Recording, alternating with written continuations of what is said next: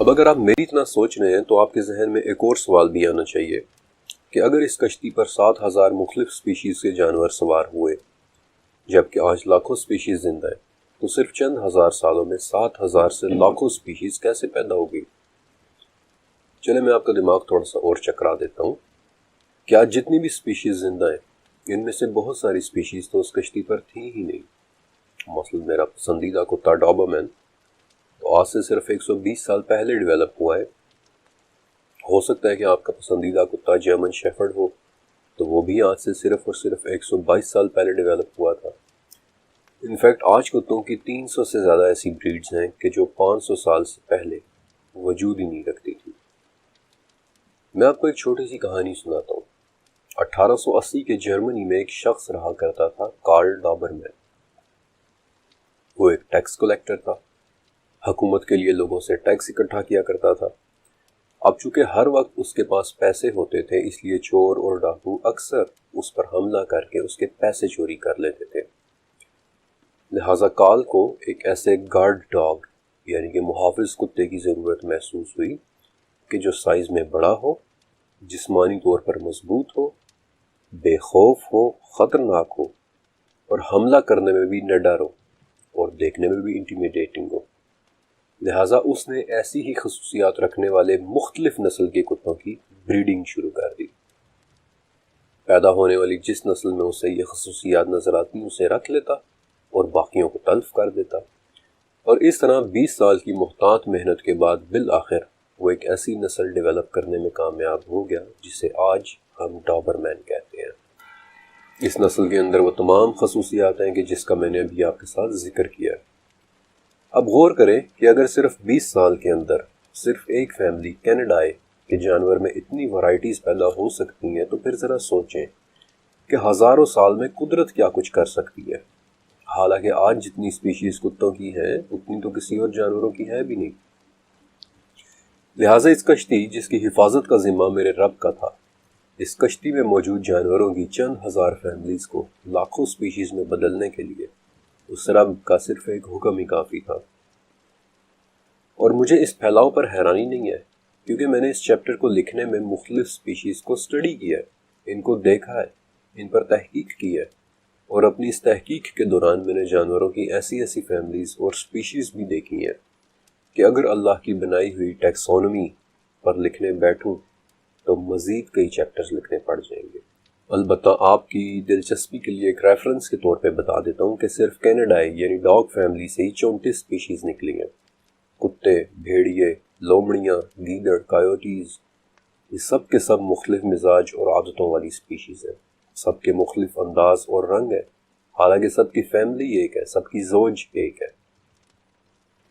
آپ کو سورہ نحل کی اس آیت کا مفہوم یاد ہے کہ ہم نے زمین میں تمہارے لیے جو بھی تھوڑے سے بڑھایا ہے اس کے مختلف رنگ ہیں، مزاج ہیں، اقسام ہیں، اور اب آپ کو پتہ چلا کہ اس آیت کے آخری الفاظ یہ کیوں ہے کہ اس میں تو سمجھنے والوں کے لیے بڑی نشانی ہے، اور مخلوق کی اس ذرا میں مجھے نشانیاں کیسے نہ نظر آئیں۔ اب ان جانوروں سے ہٹ کر اس سیلاب کے متعلق ایک سوال کہ جو آج کل بہت زیادہ لوگوں نے مس انٹرپریٹ کیا ہے، نہ صرف اہل کتاب بلکہ بہت سے پاکستانی سکالرز بھی اس تذبذب کا شکار ہو گئے کہ کیا یہ سیلاب پوری دنیا پر آیا تھا یا صرف ایک خاص شہر میں۔ اگر مان لیا جائے کہ وہ سیلاب صرف ایک خاص شہر میں آیا تھا تو پھر پہلا سوال کھڑا ہوتا ہے کہ آخر حضرت نوح علیہ السلام کو پھر ایک اتنی بڑی کشتی بنانے کی ضرورت ہی کیوں پڑی تھی، کہ جو کسی بھی روایت سے دیکھو تو کم سے کم 1 کلومیٹر بائی 1.5 کلومیٹر سائز کی کشتی تھی۔ بلکہ میں نے تو وہ روایت لکھی ہے کہ جس میں اس کشتی کا سائز سب سے چھوٹا منشن ہے۔ ابن عباس رضی اللہ تعالیٰ عنہ سے ہٹ کر جو روایتیں ہیں ان میں ایک جگہ تو اس کشتی کا سائز 2 کلومیٹر لمبائی تک بھی لکھا ہوا ہے۔ تو ایک اتنی بڑی کشتی بنانے کے بجائے حضرت نوح علیہ السلام ہود یا صالح یا لوط علیہ السلام کی طرح اپنا شہر چھوڑ کر کیوں نہیں چلے گئے؟ اور پھر دوسرا سوال کہ نوح علیہ السلام کو جانوروں کی ایک اتنی بڑی تعداد ساتھ لینے کی بھی کیا ضرورت پڑی تھی؟ آج ہم سب جانتے ہیں کہ بہت سے جانور مثلا چوہے اور پرندے یہ کسی جگہ سیلاب آنے سے پہلے ہی سیلاب کو سینس کر کے وہ علاقہ چھوڑ کر چلے جاتے ہیں۔ آپ کو وہ روایت یاد ہے کہ آسمان اس طرح سے برس رہا تھا کہ جیسے کسی نے مشکیزوں کے منہ کھول دیے ہوں، اور زمین سے پانی اس طرح ابل رہا تھا کہ کسی نے زمین کی ہر دراڑ اور ہر سوراخ کو کھول دیا ہو۔ اب آپ مجھے ایک بات بتائیں کہ کسی شہر پر 40 دن اور 40 رات تک اس طرح سے پانی برسے، اوپر اور نیچے سے برسے، تو کیا سی لیول رول کے حساب سے پانی اس ایک شہر میں رکے گا؟ ہم سب جانتے ہیں کہ سمندر اپنا لیول برقرار رکھتا ہے، پانی اپنا لیول ہمیشہ ایک جیسا رکھتا ہے۔ تو اس طرح غضبناک طریقے سے پانی کے برسنے سے، جس کے بارے میں سورہ قمر میں آیا تھا کہ زوردار بارش سے آسمان کے دروازوں کو کھول دیا گیا، تو کیا اس خوفناک بارش اور ابل کر نکلنے والے اس پانی نے صرف اسی شہر کے اندر رہنا تھا؟ اور پھر تیسری بات کہ اس وقت پوری دنیا میں 300 ایسے مختلف کلچرز موجود ہیں کہ جہاں ایک عظیم سیلاب کی کہانی ملتی ہے جس نے پوری دنیا کو ڈھک لیا تھا۔ تو دنیا کے مختلف کونوں میں ایک گلوبل سیلاب کے بغیر ان کہانیوں کا پھیل جانا کیسے ممکن تھا؟ اگر یہ سیلاب لوکل تھا، صرف ایک شہر میں تھا، تو دنیا کے دوسرے سرے کی مائتھولوجی میں اس کی داستان موجود ہونی ہی نہیں چاہیے تھی۔ بہت محنت سے میں نے کچھ بڑی دلچسپ چیزیں اکٹھی کی ہیں کہ اپنی ریسرچ کے دوران مجھے اس سیلاب کا ذکر کہاں کہاں ملا، لیکن آپ کو ان مختلف کلچرز میں لے کر جانے سے پہلے ضرورت اس بات کی ہے کہ ہمیں اس کشتی کی لوکیشن کا تو علم ہو، ایک ایسی لوکیشن جو ہمارے لیے ایک لینڈ مارک کا کام کرے، جہاں سے ہم کشتی اور ان کلچرز کے درمیانی فاصلوں کو ماپ سکیں، اور یقین کریں کہ قرآن پاک نے ہمیں وہ لینڈ مارک بھی دیا ہے۔ سورہ ہود کی 44ویں آیت، جس کے مطابق وہ کشتی جودی پہاڑ پر رکی۔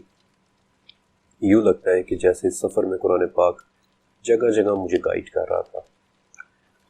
جودی پہاڑ ترکی میں ہے، بالکل عراق اور شام کے بارڈر کے قریب۔ تو چلیں جودی پہاڑ سے 3500 کلومیٹر دور ناروے میں۔ ناروے کی نورس مائتھولوجی میں ایک کہانی ملتی ہے، جوٹن کی کہانی۔ جوٹن ایک ایسا شخص ہوتا ہے کہ جو خدا سے باتیں کرتا ہے، اور کہانی کے مطابق اس جوٹن کا نام برگل میر ہے کہ جو پوری دنیا میں آئے ایک عظیم سیلاب میں ایک بڑی سی کشتی لے کر نکلتا ہے۔ اس کہانی میں برگل میر کے نام نے میری توجہ فوراً اپنی طرف کھینچی، کیونکہ جرمن زبان سے واقفیت کی بدولت میں یہ بات جانتا ہوں کہ اس لفظ برگل میر کے 2 تلفظ ہیں، بیرگل میر اور بیارگل میر۔ ان دونوں میں وہی فرق ہے کہ جو ہماری اردو کے الفاظ انا اور انا میں فرق ہے۔ یہ دونوں لفظ دیکھنے میں ایک ہی جیسے ہیں، لیکن دونوں کے مطلب مختلف ہیں۔ اسی طرح اس لفظ برگل میر کے پہلے تلفظ کے مطابق اس کا مطلب ہے ریچھ کی طرح دھاڑنے والا، جبکہ دوسرے تلفظ کا مطلب ہے پہاڑوں میں آواز دینے والا۔ اب یاد ہے کہ میں نے آپ کو کیا بتایا تھا؟ سورہ ہود کی 42ویں آیت، جہاں نوح علیہ السلام کا ایک بیٹا کنعان پہاڑوں میں چڑھنے لگا تو نوح علیہ السلام نے اسے ایک اونچی آواز دے کر واپس بلانے کی کوشش کی۔ اب آپ کے بارے میں نہیں پتا، لیکن نورس مائتھولوجی میں جوٹن ایک ایسا شخص جو خدا سے باتیں کرتا ہے، ایک بیرگل میر کہ جو پہاڑوں میں اونچی آواز سے پکارتا ہے، جو کشتی لے کر نکلتا ہے۔ تو میں ان واقعات کو بہت اچھے طریقے سے ایک دوسرے کے ساتھ ریلیٹ کر پا رہا ہوں۔ بلکہ کنعان کے حوالے سے ایک ہلکا سرپرائز مجھے آئرلینڈ میں مڈل ایجز کے دوران لکھی جانے والی ایک کتاب اینلز آف 4 ماسٹرز میں بھی ملا۔ یہ کتاب دراصل آئرلینڈ کی آباد کاری، صدیوں کے حوالے سے ان کی تاریخ اور ان کی لوک داستانوں پر مشتمل ہے۔ اینلز آف 4 ماسٹرز یعنی 4 بادشاہوں کا تاریخی ریکارڈ۔ اس میں بتھ نام کے ایک ماسٹرز کی بھی کہانی ہے کہ جو ایک عظیم سیلاب کے وقت 54 آدمیوں کو اپنے ساتھ لے کر سیلاب سے بچنے کے لیے پہاڑ پر چڑھتا ہے، لیکن بالآخر ڈوب جاتا ہے۔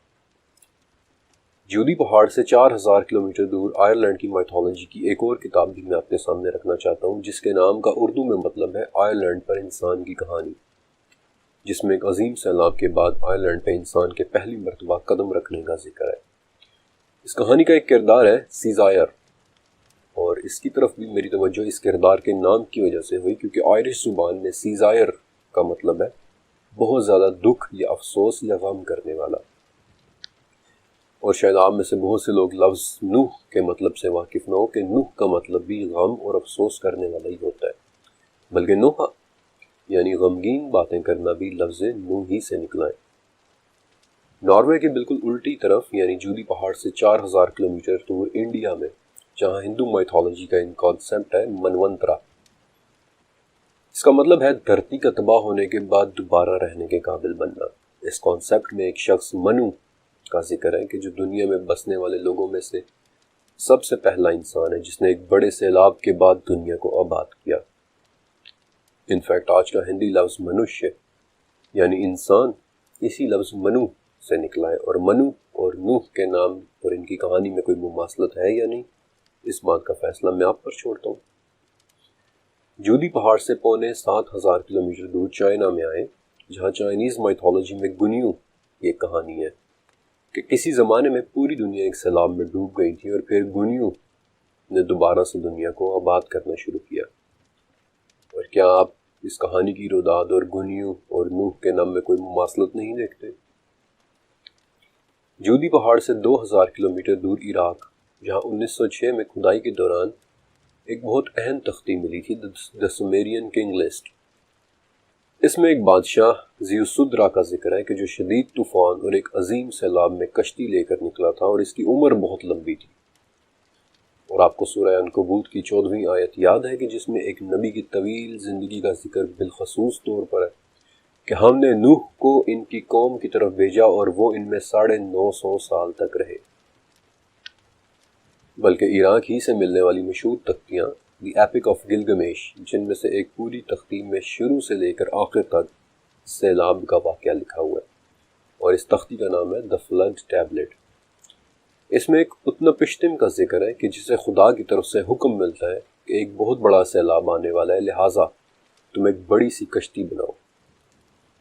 چلے میں آپ کو ایک جانے پہچانے فلسفی افلاطون اس کی ایک کتاب کے متعلق بھی بتاتا ہوں کہ جو اس نے آج سے 2,2500 سال پہلے لکھی تھی، جس میں یونان کی مائتھولوجی کے مطابق پرومیتھیس ایک شخص ڈیوکالین کو حکم دیتا ہے کہ ایک بڑی سی کشتی بناؤ کیونکہ پوری دنیا میں سیلاب آنے والا ہے۔ اور آپ ڈیوکالین کا مطلب جانتے ہیں، it means a master sailor, سب سے بہتر کشتی چلانے والا۔ ایران میں دنیا کے قدیم ترین مذاہب میں سے ایک مذہب زرتشت تھا، یعنی زورواسٹرینزم، جو آج بھی پارسی مذہب کی شکل میں زندہ ہے۔ اس میں بھی ایک داستان ملتی ہے کہ کس طرح مترا نے ایک پتھر سے پانی نکالا جس سے پوری دنیا سیلاب میں ڈوب گئی۔ اور آپ کو سورہ قمر کی 12ویں آیت یاد ہوگی، جہاں اس عظیم سیلاب کے وقت زمین کی دراڑیں بھی پھوٹ پڑی تھیں اور زمین و آسمان دونوں کے پانی مل گئے تھے۔ آپ شاید میری بات پہ یقین نہ کریں، لیکن ایک گلوبل سیلاب کی کہانی جودی سے 14,000 کلومیٹر دور ہوائی جزائر کی مائتھولوجی میں بھی ملتی ہے، یعنی دنیا کے نقشے کے بالکل پیچھے کی طرف۔ اور پھر اس کے بھی بالکل الٹی سمت، یعنی جودی سے 12,000 کلومیٹر دور آسٹریلیا کے ایبوریجنل لوگوں کے ہاں بھی۔ اور میں نے بہت کوشش کی کہ کسی طرح اس کہانی کا ورژن کسی ڈاکیومنٹڈ شکل میں آپ کو دکھاؤں، لیکن ایبوریجنل لوگ عرب کے صحرائی بدوؤں اور گوئٹے مالا کے مایانز کی طرح وربل سٹوری ٹیلنگ کی ٹیکنیک استعمال کرتے ہیں، یعنی نسل در نسل کہانیاں سنا کر اپنے علم کو آگے ٹرانسفر کرتے ہیں۔ آپ میں سے جو لوگ دنیا کے نقشے سے واقف ہیں وہ یہ بات جانتے ہیں کہ میں جان بوجھ کر آپ کو دنیا کے بالکل علیحدہ کونوں سے پوری دنیا میں آئے ایک گلوبل اور ایک عظیم سیلاب کا ریکارڈ دکھا رہا ہوں، اور میں نے آپ کو صرف چند ایک جگہوں کے متعلق بتایا ہے، ورنہ اس پوری دنیا میں 300 کلچرز ایسے ہیں جہاں آپ کو اس سیلاب کی کہانی مل جائے گی۔ لیکن ایک بات ذہن میں رکھیے گا کہ ورژن صرف قرآن کا سچا ہے۔ ان تمام کلچرز میں موجود ٹریسز کے متعلق آپ کو بتانے کا صرف یہ مقصد تھا تاکہ آپ دیکھ لیں کہ ایک عظیم سیلاب کا ذکر پوری دنیا کے کلچرز میں ہے۔ ہاں، ورژن صرف وہی سچا ہے کہ جو قرآن میں ہے، کیونکہ ان کلچرز نے اپنے علاقوں اور اپنی زبانوں کے حساب سے اپنے اپنے ورژنز میں پھر اپنے اپنے رنگ بھی بھر دیے، لیکن بنیادی کہانی آج بھی وہی ہے۔ آپ نے گلوبل سیلاب کے متعلق کافی سارے دلائل سنے، لیکن کیا آپ کے ذہن میں ایک مرتبہ بھی یہ سوال آیا کہ آخر اس سیلاب کے پوری دنیا پر آنے کی وجہ کیا تھی؟ یہ بات سچ ہے کہ اس کی وجہ قرآن پاک میں نہیں ملتی، اور یہی وہ وجہ ہے کہ جس کے لیے میں آپ کو پچھلے چیپٹر میں شیس، ادریس اور بک آف اینوخ کے بارے میں تفصیلاً بتایا تھا، کیونکہ بک آف اینوخ ہی کے اندر اس سیلاب کے پوری دنیا میں آنے کی وجہ بڑی حیران کن تفصیل کے ساتھ لکھی ہوئی ہے، اور نہ صرف بک آف اینوخ میں بلکہ انجیل میں بھی اس وجہ کے کچھ ٹریسز ملتے ہیں۔ یہ وجہ اتنی حیرت انگیز ہے کہ اسے سننے کے لیے آپ کو اپنا دل اور ذہن دونوں کو بہت وسیع رکھنا ہوگا۔ یہ اتنی غیر معمولی اور ان آرتھوڈاکس وجہ ہے کہ آپ میں سے شاید بہت سے لوگ اسے اتنی آسانی سے سن بھی نہ سکیں، اور شاید میں اس کا ذکر کرتا بھی نہ اگر مجھے 38,000 سال پرانی آرکیالوجی میں اس کے حیرت انگیز حد تک ریلیونٹ ثبوت نہ ملے ہوتے تھے۔ لہٰذا بہت غور سے سنتے جائیے۔ اگر کبھی آپ نے دلچسپی کی خاطر انجیل کا مطالعہ کیا ہو تو انجیل کی بک آف جوڈ میں ایک جملہ لکھا ہے کہ اور ہنوک بھی، کہ جو آدم کے بعد 7ویں تھے، انہوں نے ایک پیشن گوئی کی کہ وہ اپنے 10,000 مددگاروں کے ساتھ آئے گا تاکہ تم سب کو سزا دے، جو بھی تم میں سے ان نیچرل ہے اور ان نیچرل کام کرتا ہے اور اس کی ان نیچرل زبان ہے۔ اس لفظ ان نیچرل کا مطلب ابھی تھوڑی دیر تک آپ کو کلیئر ہوگا۔ یہ بات انجیل میں انہی الفاظ کے ساتھ بک آف ڈیوٹرانومی میں بھی لکھی ہوئی ہے، لیکن دونوں مقامات پر یہ بات اس سے زیادہ کلیئر نہیں ہو پاتی۔ یہی بات بک آف اینوخ کے کالم 16 اور 18 میں بھی لکھی ہوئی ہے، لیکن بک آف اینوخ میں تفصیل اس سے آگے بھی بڑھتی ہے، اور ہر گزرتے پیراگراف کے ساتھ یہ تفصیل عجیب سے عجیب تر ہوتی چلی جاتی ہے، اور بہت غور سے سنیں کہ بک آف اینوخ کے اندر اس بارے میں اور کیا کچھ لکھا ہے۔ اس میں لکھا ہے کہ ہمارے والد یرد کے زمانے میں جبل ہرمون یعنی ماؤنٹ ہرمن پر وہ 200 کی تعداد میں اکٹھے ہوئے۔ ان میں سب سے بڑے کا نام عزا تھا۔ یہ نام عزا، عزا، عزازیل، سامیازا، سامیارس کے ناموں سے بھی موجود ہے۔ اور اس نے کہا کہ مجھے ڈر ہے کہ تم اس کام کو کرنے پر راضی نہیں ہوگے اور اس کا خمیازہ مجھ اکیلے کو بھگتنا پڑے گا۔ اور پھر ان سب نے اونچی آواز میں کہا کہ ہم قسم کھاتے ہیں کہ ہم یہ کام کریں گے۔ اور اس وقت ان 200 میں سے سب پہاڑ پر موجود تھے، اور انہوں نے بآواز بلند ایک عہد کر کے خود کو ایک دوسرے کے ساتھ باندھ لیا۔ ان کے بڑوں کے نام اراقیل، رامیل، برقیل، انانیل، زاقیل، توریل اور سارئیل تھے۔ اور اس عہد کے بعد انہوں نے انسان کو مختلف چیزیں سکھانا شروع کی۔ سامیارس نے انسان کو لذتوں کا سکھایا، اپنی تخلیق کو تبدیل کرنا اور تصویر بنانا سکھایا۔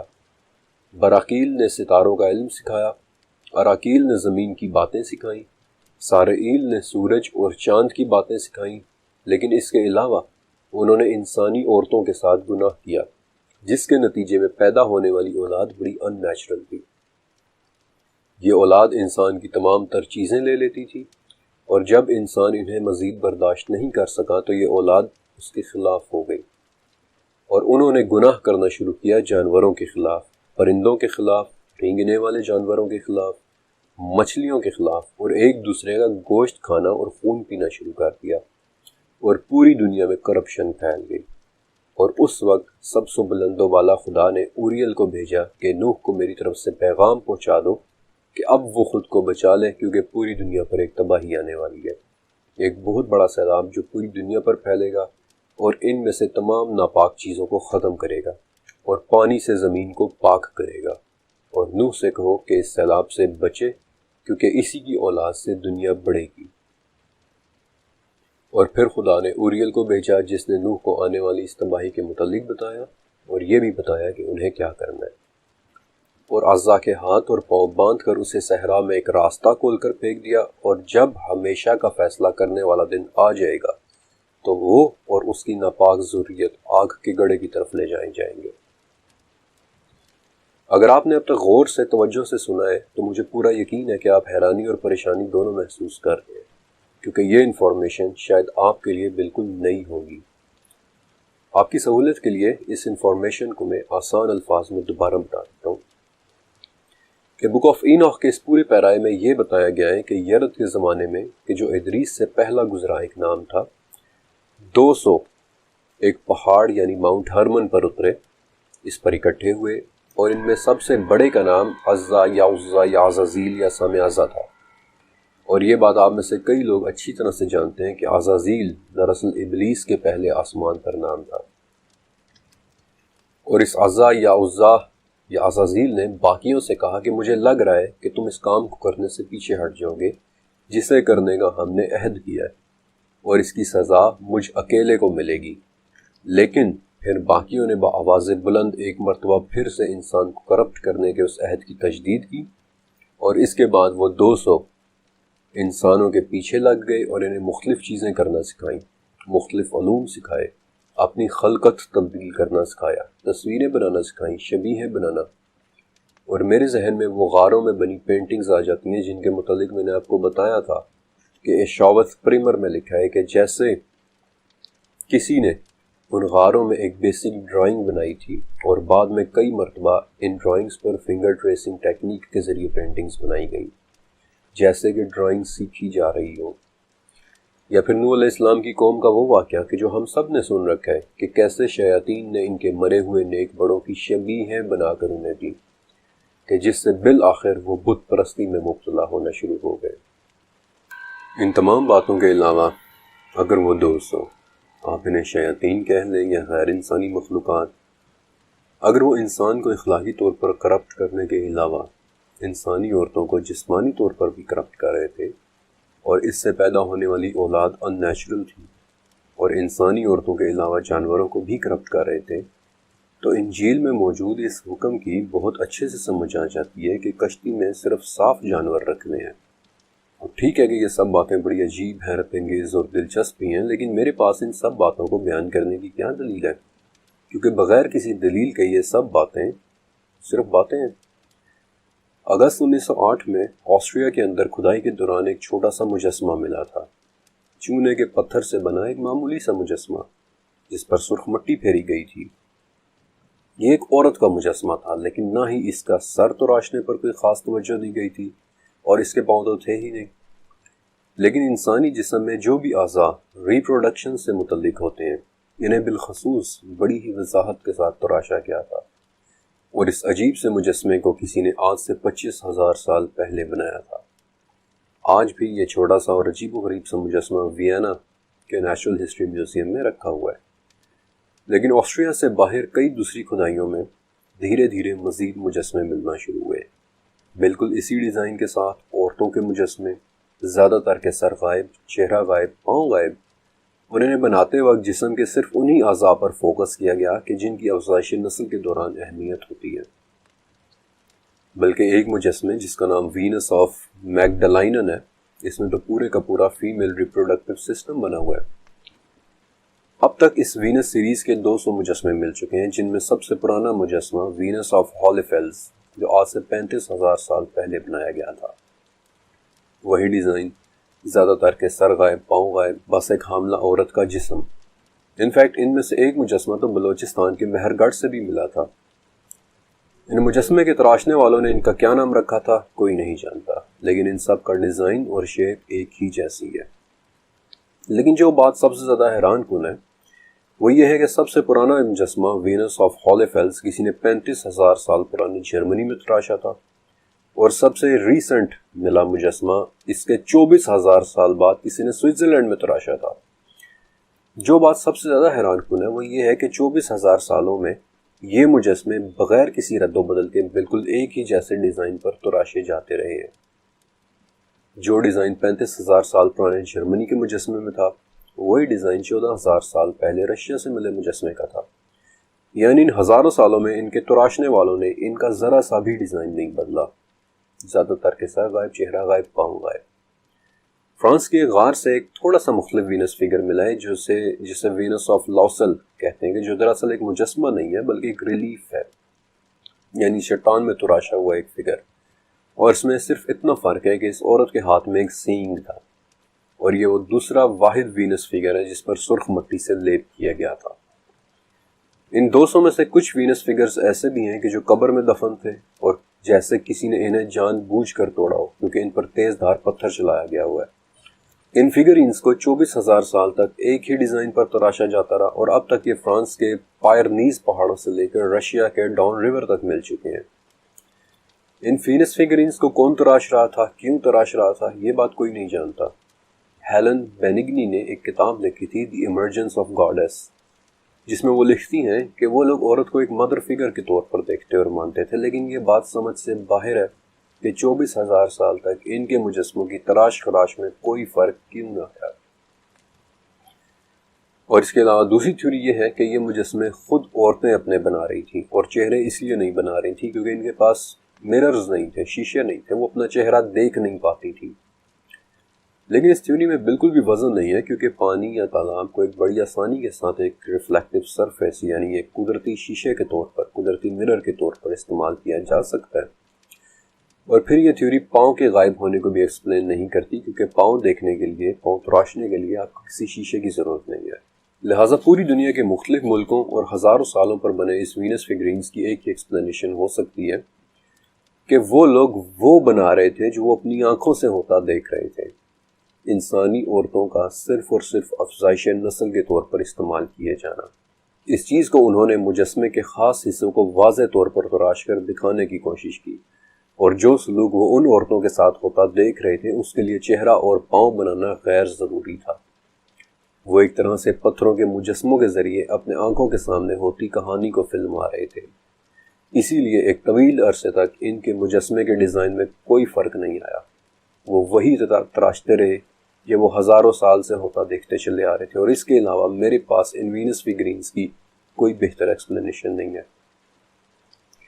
لیکن اگر اس ساری بات میں ذرا سا بھی سچ ہے تو اس اولاد کا کیا کہ جو اس سب کے نتیجے میں پیدا ہو رہی تھی، جو زمین پر ایک بیماری کی طرح پھیل رہی تھی، اور جس سے زمین کو پاک کرنے کے لیے بک آف اینوخ کے مطابق ایک ایسا سیلاب ضروری ہو گیا تھا جو پوری دنیا کو دھو دے۔ 1940 میں فرانس کی ایک غار میں ایک بہت ہی عجیب و غریب سا ریلیف ملا تھا۔ یہ ریلیف کسی نے چٹان میں 35,000 سال پہلے کھود کر بنایا تھا، اور یہ اتنا عجیب و غریب ریلیف ہے کہ اسے نام ہی دی سارسر آف گروٹے ڈی گابیلو یعنی گابیلو کی غار کا جادوگر کا دیا گیا تھا۔ انسانوں کے سے انداز میں بیٹھا ایک ہرن جس کے سر پر سینگ بھی ہیں، جس کا جسم اور سر تو ہرن جیسا ہی ہے لیکن اس کے بازو اور ٹانگیں انسانوں جیسی ہیں۔ فرانس ہی کی ایک اور غار میں 13,000 سال پہلے ایک اس سے بھی زیادہ عجیب و غریب پینٹنگ ملی تھی، جسے اگر میں آپ کو دکھاؤں تو آپ یہ آئیڈیا بھی نہیں کر پائیں گے کہ یہ انسان بنانے کی کوشش کی گئی ہے یا جانور۔ اس پینٹنگ کا نام ہے دی سارسر آف ٹرائس فیرس یعنی فریرس کی غار کا جادوگر، جس کی پچھلی دونوں ٹانگیں انسانی ہیں، اس کے دونوں ہاتھ انسانی ہیں، اس کا چہرہ بھی انسانی ہے، لیکن اس کا جسم اور اس کے کھڑے ہونے کا پوسچر جانوروں جیسا ہے، اور یہ بھی کہ اس کے سر پر سینگ ہے۔ ان سب سے پرانا ایک چھوٹا سا مجسمہ جسے آج سے 38,000 سال پہلے کسی نے تراشا تھا، لوون مینچ، یہ ایک جرمن لفظ ہے جس کا انگلش میں ٹرانسلیشن ہوتی ہے دا لائن مین آف ہالنشٹائن شٹاڈل، ایک ایسا مجسمہ جس کا پورا جسم انسانی ہے لیکن اس کا سر شیر کا ہے، اور یہ مجسمہ آج بھی جرمنی کے علم میوزیم میں موجود ہے۔ میں نے آپ کو صرف 3 مثالیں دی ہیں غاروں میں بنی پینٹنگز، ان میں پوری ایک کیٹیگری ہے جسے ویژنری کیو آرٹ کہتے ہیں۔ اس قسم کی پینٹنگز میں 2 چیزیں بڑی ہی عجیب دیکھنے کو ملتی ہیں کہ ایک تو ان میں ایسے کریکٹرز بنے ہوئے ہیں کہ جو آدھے انسان اور آدھے جانور ہیں، اور دوسری یہ کہ ان میں ایسی تصویریں بھی پینٹ ہوئی ہوئی ہیں کہ جن میں انسان کا جسم بدل رہا ہے، شیپ شفٹ ہو رہا ہے۔ میرا آپ سے ایک سوال ہے کہ آج سے 38,000 سال پہلے، جب ابھی زراعت بھی شروع نہیں ہوئی تھی، جب کسی قسم کی سیویلائزیشن کا نام و نشان بھی نہیں تھا، جب ابھی گھر بھی صحیح طرح سے نہیں بننا شروع ہوئے تھے، تو کیا تب وہ لوگ اتنے تخیلاتی اور امیجنیٹو تھے کہ 12 سنگے اور انسان کا ہائیبرڈ، شیر اور انسان کا ہائیبرڈ، اور انسانوں کی طرح بیٹھے ہوئے ہرن یا ہرن کی طرح چلتے ہوئے انسانوں کو تصور کر رہے تھے؟ شاید نہیں۔ شاید وہ لوگ وہی تراش رہے تھے جو اس وقت وہ اپنی آنکھوں کے سامنے چلتا پھرتا دیکھ رہے تھے، اور شاید انہی چیزوں سے اس دنیا کو پاک کرنے کے لیے ایک عظیم سیلاب کا آنا ضروری تھا۔ حضرت عبداللہ ابن عباس رضی اللہ تعالیٰ عنہ سے روایت ہے کہ یہ کشتی تقریباً 150 دن تک پانی میں تیرتی رہی، اور جب یہ سیلاب مکمل ہو گیا اور اللہ کے حکم سے آسمان و رسنا تھم گیا اور زمین بھی اپنا پانی نگل گئی، اور کشتی جودی پہاڑ پر جا ٹھہری، اور قتادہ کے مطابق وہ 10 محرم کا دن تھا، تو اس کشتی پر موجود نوح علیہ السلام کے 3 بیٹے حام، سام اور یافس دنیا کے مختلف علاقوں میں چلے گئے۔ حضرت سمرہ کی روایت کے مطابق سام کی نسل میں سے عرب اور ایشیا کے لوگ نکلے، اور اسی نسبت سے آج بھی ہم سیمیٹک ریسز کہلاتے ہیں، اور ہماری زبان بھی ایک سیمیٹک زبان کہلاتی ہے۔ حام کی نسل میں سے افریکنز اور بربرز، اور یافس کی نسل میں سے ترک اور رومنز یعنی یورپینز نکلے۔ ان تینوں کے علاوہ کچھ پوتوں کے نام بھی ملتے ہیں، مثلا عاشور وغیرہ، اور بہت ممکن ہے کہ آشوری یا اسیرینز انہی بوتوں کی اولاد میں سے تھے، اور ان کے متعلق کچھ بڑی دلچسپ باتیں میں آپ کو آنے والے چیپٹرز میں بتاؤں گا۔ ان پوتوں میں ایک نام ایبر کا بھی ملتا ہے، اور عبرانی کا لفظ اسی سے نکلا ہے بیسکلی۔ انفیکٹ انجیل کے بک آف کرونیکلز میں 70 نام ملتے ہیں جو اس وقت مختلف علاقوں میں پھیل گئے تھے، اور اس وقت بھی 70 اقوام کی لائنیج نوح علیہ السلام کی اولادوں تک ٹریس ہو جاتی ہے۔ اور پھر ہوا ایک نئے انسانی دور کا آغاز، اور شاید پہلی مرتبہ باقاعدہ انسانی سیٹلمنٹس بننا شروع ہوئیں، یعنی رہنے کی وہ قسم کہ جس سے آج ہم واقف ہیں، ہیومن سیٹلمنٹس۔ اور اس کا ایک ثبوت ابو ہریرہ رضی اللہ تعالیٰ عنہ سے مروی وہ روایت ہے کہ جودی پہاڑ سے اترنے کے بعد نوح علیہ السلام نے تمانین نام کا ایک گاؤں آباد کیا تھا۔ تمانین کا مطلب ہی 80 ہے، 80، یعنی کشتی پر موجود 80 لوگوں کی بستی۔ اور نوح کے تینوں بیٹوں کے دنیا میں پھیل جانے کے بعد آہستہ آہستہ ایک ایسی دنیا شکل میں آنی شروع ہوئی جسے آج ہم پہچانتے ہیں۔ انسان نے زراعت کو باقاعدہ ایک پیشے کے طور پر اپنایا، مستقل بستیاں قائم کیں، خوراک کی نئی نئی شکلیں پیدا ہونا شروع ہوئیں، جانوروں کو ڈومیسٹیکیٹ کرنے یعنی پالتو بنانے کی پریکٹس شروع ہوئی، گائے، بکری، گدھے، اور سب سے اہم بات کہ انسان دنیا کے تمام علاقوں میں پھیل گئے۔ لیکن یہ سب کچھ ایک ہی دن میں نہیں ہوا تھا، بلکہ یہ سب شروع تو فرٹائل کریسنٹ میں ہوا تھا، یعنی کہ ہلال چاند کی شکل کا وہ حصہ جس میں آج ترکی، فلسطین، مصر اور عراق آتے ہیں، اور پھر دھیرے دھیرے باقی دنیا میں بھی پھیلنا شروع ہوا۔ کتنا دھیرے دھیرے؟ یوں سمجھ لیں کہ صرف مویشیوں کی فل رینج کو ڈومیسٹیکیٹ ہونے میں مزید 6000 سال لگ گئے تھے۔ مثلا اونٹوں کی 2 قسمیں تو صرف 4000 سال پہلے ڈومیسٹیکیٹ ہوئی ہیں، اور پھر فرٹائل کریسنٹ سے باہر نکلنا ضروری رہا بھی ہوگا۔ اس کی بہت سی وجوہات ہیں۔ سیلاب کے بعد فرٹائل کریسنٹ کا آہستہ آہستہ خشک ہو جانا، اور پھر یہ کہ فرٹائل کریسنٹ میں ہر قسم کی فصل یا پودا نہیں اگتا۔ بہت سی فصلیں اور پودے یا نباتات ایسے ہیں کہ جو فرٹائل کریسنٹ کے باہر ٹراپیکل علاقوں میں اگتے ہیں، مثلا کیلا۔ اس دور کی ایک بہت خوبصورت بات یہ ہے کہ یہ وہ دور ہے جس کے متعلق ہمارے پاس کافی حد تک ویریفائیبل ڈیٹا موجود ہے۔ مثلا آج بھی یورپ میں پائی جانے والی جو یعنی کہ بارلے، جس کی جینیالوجی اسٹڈی کی جائے تو صاف پتہ چلتا ہے کہ وہ جو فرٹائل کریسنٹ سے ہی یورپ تک پہنچی تھی۔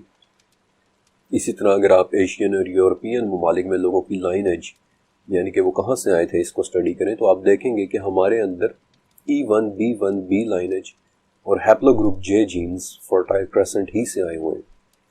البتہ ایک بڑی دلچسپ بات ہے کہ اپنی ریسرچ کے دوران مجھے اس کشتی پر ایک اور بچے کے پیدا ہونے کے ٹریسز بھی ملے تھے، نہ صرف اسلامک لٹریچر میں بلکہ اہل کتاب کے ہاں بھی۔ اور میں یہ بات اس لیے مینشن کرنا چاہتا ہوں کیونکہ آگے چل کر حضرت ابراہیم علیہ السلام والے چیپٹر میں اس بچے کا کردار بہت اہم ہو جانا ہے، لیکن اس کے متعلق مزید تفصیل میں آپ کو وقت آنے پر بتاؤں گا۔ اب اس چیپٹر کو ختم کرنے سے پہلے میں آپ سے ایک سوال پوچھنا چاہتا ہوں۔ کیا آپ نے ایک مرتبہ بھی یہ سوچا کہ ہاں سیلاب آیا، صاف جانوروں کو بچایا بھی گیا، اور ایک مرتبہ پھر سے یہ جانور دنیا میں پھیل کر آباد ہو گئے؟ لیکن جانوروں کی اسپیشیز ڈسٹریبیوشن اتنی عجیب سی کیوں ہوئی؟ مثلا کینگروز، وہ صرف آسٹریلیا میں ہی کیوں پایا جاتا ہے؟ یا پھر برفانی ریچھ صرف اور صرف نارتھ پول میں ہی کیوں ملتا ہے؟ مکاؤ طوطے یا ٹوکینز صرف برساتی جنگلوں یعنی ایمیزون میں ہی کیوں آباد ہوئے؟ یا چیتا صرف افریقہ میں ہی کیوں ملتا ہے؟ آپ کو سورہ فاطر کی 28ویں آیت یاد ہے کہ آدمیوں، جانوروں اور چوپایوں میں ایسے ہیں کہ ان کے مختلف رنگ ہیں، یعنی مختلف مزاج، مختلف اقسام ہیں۔ ایک مرتبہ سورہ جاسیہ کی 4تھی آیت کو بھی پڑھیں کہ ان جانوروں کی پیدائش میں جنہیں وہ پھیلا دیتا ہے، اس میں یقین رکھنے والوں کے لیے بہت سی نشانیاں ہیں۔ لیکن ذرا سوچیں کہ ان مختلف مزاج والے جانوروں کے اس طرح پھیل جانے میں کون سی نشانیاں ہیں؟ Let me tell you something. It's all about a perfect ecosystem. ایک پرفیکٹ ایکو سسٹم، یعنی اس دنیا میں رہنے والے تمام جانداروں کا پرفیکٹ بیلنس۔ چلیں، برفانی ریچھ کی بات ہوئی ہے تو میں آپ کو اسی سے مثال دے دیتا ہوں۔ ریچھ ارسیڈائے فیملی سے تعلق رکھتا ہے، اور اس فیملی یا زوج سے ریچھوں کی 8 سپیشیز نکلی ہے۔ پاکستان، ایران اور انڈیا کا بلیک بیئر، امریکہ کا براؤن بیئر، نارتھ پول کا پولر بیئر یعنی برفانی ریچھ، اور ایون کہ چائنا کے پانڈا، وہ بھی اسی فیملی کا حصہ ہے۔ صرف اسی ایک فیملی یعنی ارسیڈائے کے ان مختلف ریچھوں کے مزاج کو دیکھیں. ہر ایک آپ کو مختلف مزاج کا نظر آئے گا. پاکستان اور انڈیا کا کالا ریچھ جس کے لیے ایشیا کی آب و ہوا پرفیکٹ ہے اور یہ نسبتاً تھوڑا سا کم خونخوار، تھوڑا سا کم ایگریسو ہوتا ہے. اس سے اکثر انسانوں کا سامنا بھی ہو جاتا ہے، اور اگر آپ اپنی جگہ جمے رہیں اور شور مچائیں تو موسٹ لائکلی آپ کو نقصان نہیں پہنچائے گا.